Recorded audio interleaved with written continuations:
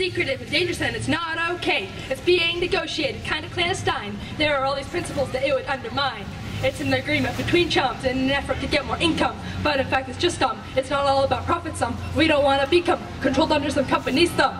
It's a bad idea, about that I'm vehement. The Trans-Pacific Partnership Agreement. The government's negotiating, the TPP it's eliminating. Our freedom and stops are innovating, not something we should be tolerating. Rich stakeholders could be celebrating, cause they'll be infiltrating Pacific countries and suffocating. People end up dictating what we do, it's nauseating. We'd like to keep our nature and our freedom too, our health and our human rights, and please don't misconstrue what it is we really want our government to do. Don't sell a country for a little bit of revenue. Why do companies deserve the privilege this would give? Of our laws they shouldn't be determinative. If these negotiations end up the way they're planned, Pacific countries could be a multinational brand. Companies could override a country's whole law. I don't know about you, but I see this as a flaw. The Treaty of Waitangi would be pushed to the side, all of our agreements completely nullified. The powers that be causing catastrophe, they try and wait until it's too late for us to act against their secret pact. And that's just the start, just a tiny part. Companies could drill for oil and do so much more, and they wouldn't have to ask us, just use the back door. The government says this will help us with our trade, but is that really what we want when integrity is overlaid? Multinational corporations taking over our economy, well it sounds really tempting, but no thanks, not for me. I don't want secret dangerous deals happening behind my back. If the government allows it, then that's just kind of slack.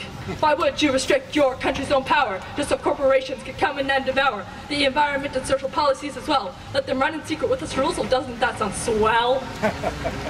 And that's not the end, it gets even worse. What happens when the companies find decrease in their purse? So imagine this, a big fracking company coming over here to drill in little old NZ. But suddenly, we come to our senses. We finally ban fracking despite their expenses. Now that corporation's mad, cause what have we done? We've undermined their investments and stopped their fund.